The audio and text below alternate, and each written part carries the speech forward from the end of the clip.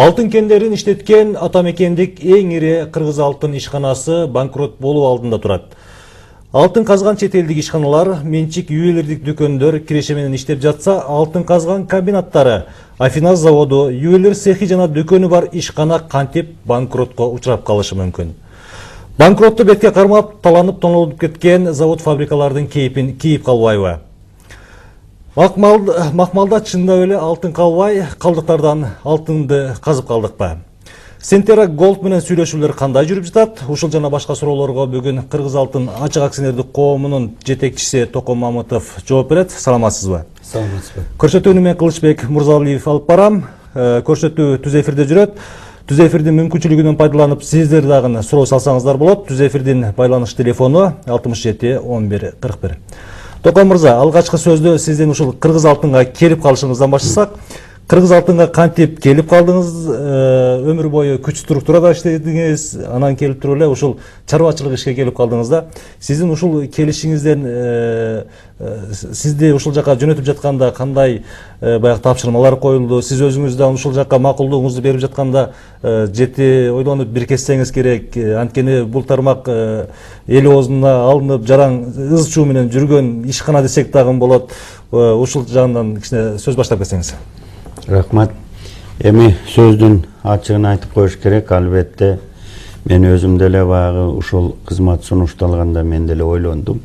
Ойлонуп туруп албетте ушул Кыргызалтындын деле абалын билчимин, экономикалык, финансылык өндүрүш жагын абалы өтө оор экенин, өзгөчө аякы 5-6 жылдан бери мындайча айтканда тонолуп кетип жатканын, оор абалда экенин байкап билип, бирок ошол учурда атайын сунуштаганда ошол жерге келип, ушул жанагы эң биринчи ушул уурулукту токтотуп, темирдей бекем тартип болсо, коллективди ушул алдыда турган баягы көрсөткүчтөргө, пландарга, ушуларга мобилизовать этип ушул ишти алып кетесизби деп ушундай мындайча айтканда үмүт кылып сунуш кылгандан кийин албетте оор болуп атканын көрүп туруп, анан мен да баш тартканымда кичине туура эмес болмок да, ошон үчүн мен макулдугумду бердим. Өзүңүз айтып кеттиңиз, баягы урдалып, тонолуп депчи. Ушундай ишканага келип туруп, ишти эмнеден баштадыңыз? Өзүм баягы бул тармакты иштебегенден кийин, же гарняк, же металлург болбогондон кийин албетте өзүм ушул негизи ушул эл менен тааныштым, специалисттер менен, профессионал, эксперт, адистер менен сүйлөшүп, өзүм ошол объектилерди кыдырдым. Ошол эле автобазадан баштап тетиги алтын кен комбинаттарга чейин баарын өз көзүм менен көрүп, шахталарга түшүп дегенде, штольняларга түшүп, ошолорду көрүп таанып, анан ошондон абал, жалпы абал кандай азыркы учурда эксперттик топторду түзүп, ошол иштеп аткан жетекчилерди менен биргелешип ушул оор абалдан кантип чыгабыз, эмне үчүн, себеби эмне болду ушул абалга келип калганыбыз, ушул абал азыр кайсындай абалда турабыз, анан ушул абалдан кантип чыгабыз деп мына атайын бир топ түзгөнбүз. Ошол багытта иштей баштадык да. Мындан тышкары албетте жанагы азыркы модный тил менен айтканда менеджмент деп коет, башкаруу системасын, финансылык системаны, ушунун баарын, өндүрүштүк системаларды өзгөртүш керек эле. Ошондуктан эми баары эле келе калып эле баягы комбинаттардан кыскартып баштасак ал мүмкүн туура эмес болмок, элде түшүнбөк эмес. Ошондуктан өзүбүздөн баштайлык деп туруп анан центральный аппараттан баштадык. Мына бүгүнкү күнү мен председателдин 3 орун басары бар экен, бирөөнү кыскартып атабыз, сунуш кирдик өкмөткө. Руководитель аппарата, ошол эле коопсуздук кызматын боюнча реорганизация, жалпы центральный аппаратты 35 кишиге кыскартып атабыз. Мына ушул өзүбүздөн баштап көргөздүк да.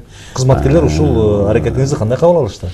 Эми бир кубандырчу нерсе, баары эле түшүнүп, ушуга барыш керек деп туруп, буну баягы жеке өзүм эле баягы отуруп алып эле чечкен жокмун. Муну правленияга алып чыгып, жалпы жыйынга алып чыгып, ошол жерде бүт кеңешип туруп, мындайча айтканда кеңешип туруп анан бармак кестик да, кыргызча айтканда. Мына бул Кыргызалтындын ушундай акыбалга түшүп калышына эмне себеп болуптур? Анткени бул чоң ишкана, чоң мүмкүнчүлүктөрү бар. Бирок абалы туура ыйлагыңды келтирет. Туура, эми чынын айтканда баягы кыргыз мамлекеттин эң ийри ишканаларынын бири да миңдеген киши иштейт. Ар бир иштеген Кыргызалтын системасында ушул аффинажный завод, жана ювелирный цехтен баштап алтын кен комбинаттарга чейин 10 чакты структурный чоң мекемелери бар. Анын ар бир иштеген адамдын артында 7-8 киши турат дегенде үй бүлөсү. Албетте оор абалга келгени бизди дагы кичине беспокоит этет. Анан сүйлөп байкап көрсөк, эң биринчи бул мындан 4-5 жыл мурун болгон каталар да, даже 7 жыл мурунга болгон каталар. Ал эмне каталар? Эң биринчиден мындан 5-6 жыл мурун бүгүнкү абалга келип калбаш үчүн ошондо эле жанагы мындайча айтканда геологиялык чалгында иштерди уюштуруп, илимий иштерди уюштуруп, ошондой эле жана эксплуатационный чалгында иштерин уюштуруп, ошондо башташ керек болчу. Бул баягы башка тармактардан алтын кен тармагынын айырмасы. Башка тармакка мисалы жазында канча салым кылсаң күзүндө чогултуп аласың да. А бул алтын кенде бөлөк. Канчалык азыр салым кылсаң 4-5 жылдан кийин же 3-4 жылдан кийин үзүрүн көрөсүң да. Мына ошол демек азыркы абал. Мындан 2008-2007 жылы ошондо көңүл бурулбай тонолуп ташылгандан ташып жулуулуп кеткендиктен мына азыр ушундай оор абалга келип калдык да. Рахмат. Телегөрүүчүбүз бар экен, суроосун угуп алып туруп улантсак. Угуп атабыз сизди, сурооңузду берсеңиз болот. Алло. Саламатсызбы? Бул Кыргызалтынды банкрот деп. Алло. Угуп атабыз, айта бериңиз. Ушунтоктун менчикке сатканга аракет кылышкан жокпу? Рахмат. Кыргызалтынды банкрот деп сатып бергенге аракет кылган жокпу дейт. Мен да ошондой суроону берейин деп турдум эле, ошо банкрот деп туруп, жеке ишканага же болсо жеке колго өткөрүү берүү аракети жокпу деген суроону бергим келип турган мен да. Туура, мындан 2007-2008 жылы ушул багытка барганда, ошондо Елисеев деген бир баатыр келип туруп, Максим досу. Ошондо баягы Кыргызалтындын активи болуп турган бир 18 алтын кени бар экен, ошонун 15-ин чыгарып кетишкен. Биринчи табы болгон, аны 15 активди алып туруп жана алтын кендерди бар туруп көрүнгөнгө сатып, мындайча айтканда абадан $1 миллион алып чөнтөгүн урушкан. Экинчи этабында булар алтын Кыргызалтын коомун, акционерлик коомун банкрот кылып туруп, аны баягы 9 апрелге даже банкроттугун карайбыз деп даярдап коюптур 2010 жылы. Анан 7 апрелде окуялар болуп кетип болбой калганда, анан ошондо болуп калса, муну да банкрот деп туруп, анан чыгып туруп, өзү сатып алгандан кийин кайра кошуп коюп иштей бермек да жыргап. Мына ошол бойдон, ошол банкротко жардын түбүнө ва аскага такаган бойдон, ошол бойдон унутуп калыптыр да. Кайра ошол аскадан кой, бул Кыргызалтынды бери алып чыгалык. Бул элге ушунча пайда алып келген, миллиондогон акча төлөгөн. Ошон үчүн бери алып келип туруп, кичине жардам берип көңүл бурулбай калгандан, ошон үчүн азыр банкрот деп айта албайм. Банкроттун босогосунда турат деп айтсак болот. Ошон үчүн баягы бул телегөрчү ойлобосун, банкрот кылып саткан атат деп. Банкроттун босогосунда турабыз бүгүнкү күнү. Ушул Кыргызалтын ишканасы түзүлгөндө башында Кыргызалтынга баш ийген канча кен баягы очоктору бар болчу. Азыр канчасы калды, канчасы сиздерге баш ийет? Эми ошондо баш аягын даан айтсак 22 алтын кени Кыргызалтынга берилиптир да. Аны эмне үчүн? Ошол кезекте жетекчилер, ошол кезекте өкмөт туура кылган. Баягы алтын кендер тонолуп, ташылып, тартылып кетпесин, чачыранды болбосун деп туруп Кыргызалтынга берип койгон лицензияларын бүт. 2007, 2008, 2009 жылы Максим менен Елисеев келип алып туруп, Елисеевдин атасы баш болуп туруп, ошонун баарын кайра алып кеткен да. Алып кетип туруп, үчөөнү эле калтырган. Кайсылар? Бул Солтон сарыны калтырган, Макмалды калтырган, Терексай. Терексай 50 жылдан бери иштеп калып, ушу алтыны түгөнгүдү билесиңер. Макмал болсо 96 жылы жабылыш керек болчу. Ал дагы мына бүгүнкү күнгө чейин эптеп иштеп келди. Солтон сарыны өзүңөр билесиңер, бул баягы сезондук деп эле, баягы сезондук чалгындоо, мындайча айтканда комбинат деле эмес болчу. Токо мырза, азыр теманы улантабыз, телегөрүүчүнүн суроону угуп алсак. Угуп атабыз, сиз сурооңузду берсеңиз болот. Алло, саламатсыз. Саламатсызбы? Мен бул Кыргызалтын жетекчисине суроо берейин дедим эле. Угуп атабыз. Балыктыда Акбилек деген автобазасы бар Кыргызалтындын. Ошого бир жаңы машина келип, эки шопур талаш болуп атат. Жерде жердештилик кылып атат да жетекчилер. Ошого кандай карайсыз? Рахмат. Баары акыйкаттуу анан мыйзам чегинде болуш керек. Ошон үчүн эми силер жана ким фамилиясын айткан жоксуңар, бирок балыкчыда бир эле автобазабыз бар. Эртең ушуну чечип туруп, кийин биз силерге акыйкат чечкенге аракеттенелик. Мен баягы милдеттемени алып турам, жооп берем силерге. Мына Солтон сары кени боюнча сөз баштап коюп токтоп калдыңыз. Баягы Кыргызалтындын курамында калган кендерин. Анан ошол Солтон сары калды. Солтон сарындагы да алтын уже түгөнгөн, алда жабылып бүттү. Бирок эң кызыгы ошол Солтон сарынын жанында алтын төр деген алтын кен жери бар эле. Ошонун жанында бир бучук деген жер бар да. Ошол бучук деген жер мурда Кыргызалтындык экен. Ал жерге Кыргызалтын 4-5 миллион доллар акча жумшап, ошону мына эксплуатацияга алабыз деп атканда, жана Элисеев деген эме келип алып туруп, аны тартып алып, бирөөгө сатып ийип, бүгүн же ал 4-5 миллионду кайрып берген жок, же бучук месторожденияда жок да. Мына ошентип Солтон сарынын тагдыры ушундай терс чечилип калды да. Сатылып кеткен болсо, менчик колдорго өтүп кеткен, ошо кен чыккан аймактарды кайра мамлекеттин эсебине кайтарып алуу аракеттери барбы? Өкмөткө мен кайрылдым. Эгер Кыргызалтынды банкрот кылбайлык десеңер, анда ушундай жардам бергиле. Себеби Кыргызалтын мына аяк эле 3-4 жылда алалык мамлекетке 350 миллион сом төлөп бериптир. Ашыгы менен баягы жана налог, соцфонд, ар кайсы отчислениядан тышкары 350 миллион сом бүгүн өкмөт кайра бересе да, бирок бербей атат. Мындан тышкары дагы 100 миллионду алган бере элек да. Эми жок дегенде ушундан бир анча мынчасын берсеңер, биз баягы Солтон сарыга жардам берип, Макмалга жардам берип, Терексайга жардам берип, эми бул жерде Макмал да мисалы Тогуз-Тороо районунда баары тең эле ушул Макмал комбинатын эле карап турат да. Ошон үчүн ушундай десек, эми өкмөт бүгүн эртең чечебиз дейт. Эгер чечсе, Кудай буйрса жакшы болуп кетет деген үмүт бар да. Мына алтын кени боюнча Кыргызстан КМШ өлкөлөрүнүн ичинде 3-орунда турат экен. Ал эми алтын казуу боюнча, аны иштетүү боюнча Кыргызстан канчанчы орунда турат? КМШ мамлекеттеринин ортосунда. КМШ мамлекеттин арасында ушул Россия, Казакстан, Өзбекстандан кийин эле биз турабыз. Ичине да Тажикстан менен тең таймашып келатабыз да. Азыр сиз айттыңыз 3 кен комбинаты сиздерге карайт депчи. Жалпысынан канча алтын каздыңыздар? Быйыл план боюнча бир 450-500 килограммга жакын алтын планда бар экен. Бирок тилекке каршы жана мен айтып кеткендей, жаздан бери жана комбинаттар токтоп калып, ошол планда аткарылбай жатат да бүгүнкү күнү. Макмалда чындап эле алтын кени түгөдү же урдалып бүттү дейбизби, же болсо ошол жерде кандайдыр бир баягы кылмыштуу элементтер да болушу мүмкүн деген сөздөр айтылып келет.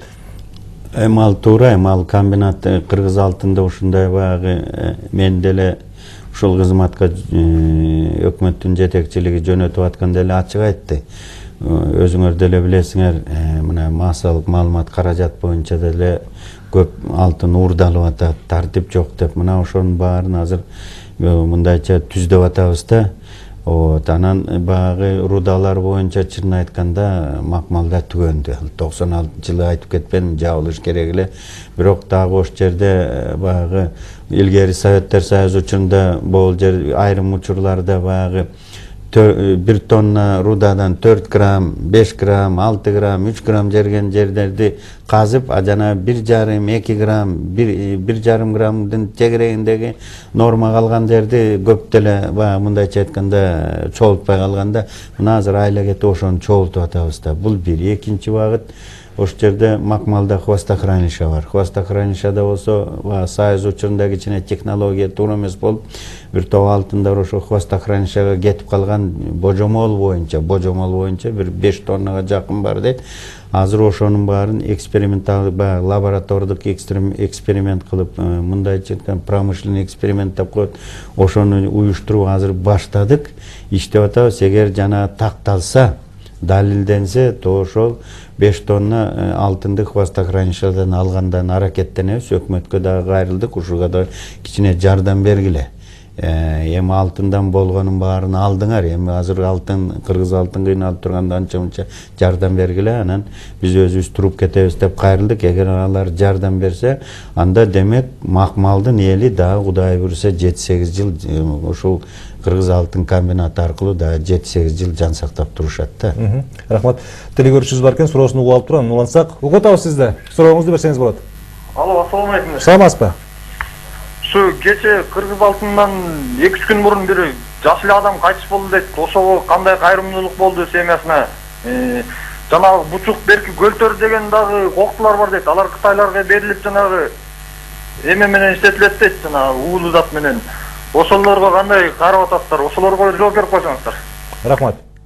Эми жанагы каза болгон водителькен машинесин оңдоп атып, кузовун көтөрүп коюптур. Кузовун көтөрүп коюп, ошол кузовдун астына баягы иштеп аткандан кузов басып калыптыр. Албетте бул жөнүндө азыр мамлекеттик инспекция иштеп атат. Биз дагы ошол инспекция сразу эле ошол жерден укук коргоо органдарына дагы маалымат берип аларды иштеп атат. Эми тергөө анан жана проверка бүткөндөн кийин албетте биз дагы ошол чара колдонобуз. Себеби мен келгенде эле сразу правление чогултуп, правлениядан чечим кабыл алганбыз мындан бир 2-3 маш мурун. Ошол транспорт жагынан, жана взрывчатка жагынан, жана горный иштерди жүргүзгөндө ошондо коопсуздук маселелери бар. Эң биринчи ушуларга көңүл бургула деп приказда кол коюлган. Мындан 2-3 маш мурун. Мына тилекке каршы бирок ошону карабастан жана водительдер жанагында болуп калды. Албетте туугандары барып, ошол филиалдын дирекциясы, жетекчилери мага берген маалымат боюнча жардам берип, ошол үй бүлөсүнө балдары бар экен, жаш балдары, аларга да жардам берип, ошону карап атат. Эми биз болсо Кыргызалтын борбордук аппарат сөзсүз түрдө документтер келгенде, биз дагы атайын жана коллективный договор деген бар, ошол договордо да бир топ жардам көрсөтүлгөн, ошол мыйзамга ченеп туруп, мыйзам чегинде тиешелүү жардам беребиз. Экинчи мына бучук кени боюнча деди, ал жерде улуу заттар колдонулат деп. Эми бучук боюнча бизде мурда Кыргызалтында болчу, биз жооп бергенбиз. Анан бизден кийин тартып алып сатып ийди. Ал азыр бизге карабайт, Кыргызалтынга карабайт. Ошон үчүн ким иштетип атса, ошолор жооп берет. Аларды болсо эки агенттик көзөмөлгө алып туруш керек. Бул жана геология агенттиги, анан жана айлана чөйрөнү коргоо агенттиги бар. Мына ошолорго кайрылышса болот. Эгер эми радио учу берип калды, мен дагы эми уккандан кийин баягы жөнө турбай, мен дагы тиешелүү маалымат берип, ошол агенттиктерге кайрылып, ошол жерде мына мыйзам бузулуп аттыр, ушуга көңүл бургула деп мен да кайрылайын. Кайра жанакы макмал темасына кайрылсак, баягы урдоп тоноолор болот, ошол жерде кенден алтынды деп айтылып жүрбөдү беле. Сиз өмүр бою ушул укук коргоо системасында иштедиңиз. Ушул укук коргоо системасында иштеген адам катары ушул Кыргызалтындын ичиндеги тартипти жөнгө салуу үчүн келген адам катары ошондой көрүнүштөргө кандай чара көргөн жатасыздар урдоп тоноо боюнча?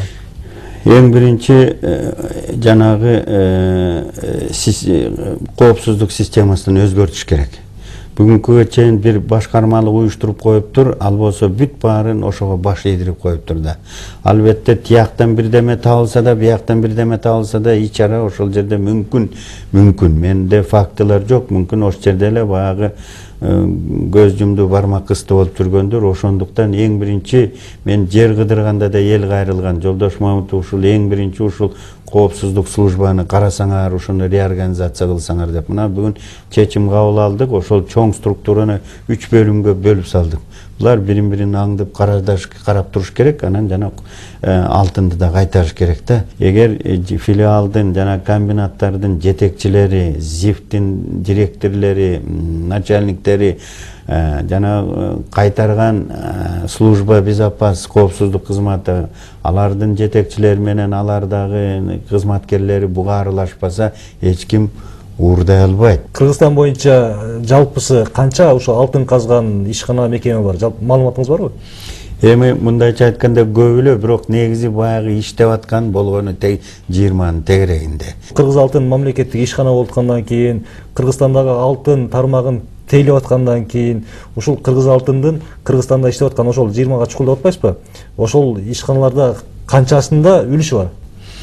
Кыргызалтын эми баягы мен жогору айтып кеткендей 3 солтон сары терек сайы макмал дедим. Мындан тышкары айтып коюш керек, бөлөк объектилерибиз да бар. Автовазадан баштап гостиницага чейин, комплекстерге чейин, аффинажный заводубуз, ювелирный цехтер дегендей бар. Бирок мындан тышкары мисалы жер үйдө 40% үлүшүбүз бар. Бу алтын кен деп коет, жанагы Талды булакта, Орловкада. Ал жерде да биздин 40% бар. Мындан тышкары дагы 2-3 мындай СП совместный биргелешкен ишканабыз бар. Ал жерде да биздин үлүштөрүбүз бар. И дагы мына Кумтөрдө бүгүнкү күнү 33%, эми жанагы келишим оңолсо, ал 50%ке жетет Кыргызалтындын үлүшү. Былтыр ушул сиз вице-премьер-министр болуп турганда журналисттер менен кошо баягы Алабука районунун, Чаткал районунун кыдырдыңыз эле. Ошондо Чаткал районунун тургундары Чаткалдагы баягы алтын казып аткан кытайлык ишканалар жөнүндө сын пикирлерин айтышты да. Ошондо баягы алтын баягы дарыядан чайкалып аткан алтын белгисиз тарапка кетип атат, экология бузулуп атат деп. Ошол кездеги вице-премьер катары ошол маселени көзөмөлгө алдыңызбы? Көзөмөлгө алынып, ошол келгенден эле сразу эле ошол жана айлана чөйрө, анан жана геология 2 агенттигине тапшырма берилген мен тараптан. Тапшырма берип, ошол кийин ошол боюнча жана геология агенттигинин директору өзү да ал жерге барып жолугуп келди. Мындан тышкары жанагы айлана чөйрө агенттигинин өкүлдөрү да ал жерге барып тиешелүү иш-чараларды көрүп келишти. Мен ойлойм, алар баягы ошондо барып келгенден албетте доклад беришти. Айрым фактылар далилденди, айрым фактыларды да текшериш керек, ишти улантыш керек экен деп. Алтын тууралуу сөз кылып атып, эми Кумтөргө токтолбосок болбойт. Кыргызалтын акционер катары канча дивиденд алат? Ал дивидендтерди кайда жумшайт? Тең үлүш ишкананы түзүү долбоору кайсыл баскычта? Бүгүнкү чейин 33% деп атпайбызбы? Түз айтканда 32,75%. Азыр эми 50%ке деп атабыз. Эң биринчи 50% качан болот? Жанагы Кумтор Gold Company, Кумтор Operating Company деген эки мындайча айтканда ЗАО бар эмеспи? Закрытый акционерный общество.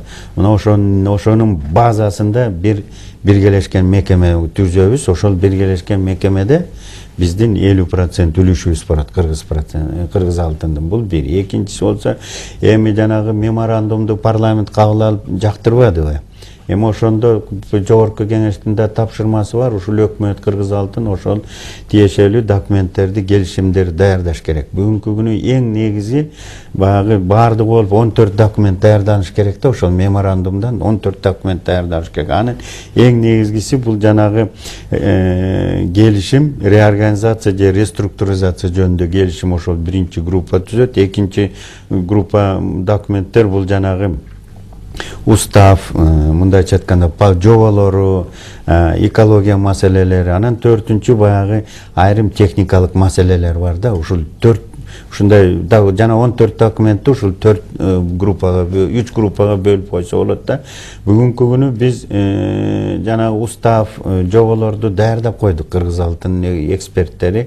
Атайын ушул Кумтөр программасы боюнча иштөө боюнча атайын бөлүмдө түзүлдү биздин Кыргызалтында, жаңы эле түзүлдү. Мына приказга кол койдум мындан 1-2 күн мурун. Мына ошол отдел иштеп атат. Бир топ жумуштарды жасап койдук. Бирок жана келишимдин проектисин алдык канадалыктардан. Келишимди алып азыр макулдашуу болуп атат министерство ведомстволор. Анан баягы өзүбүздүн өзгөрүүлөрдү кирип аны да жөнөтөбүз. Бирок иш көп, буюрса жанагы сентябрда биз ишти бүтүрүшүбүз керек да. Сентябрь парламент келип күзгү сессиясын баштаганда биз уже документти карап туруп жибериш керек да. Ушул долбоордо Кыргызстандын кызыкчылыгы чындап эле корголобу?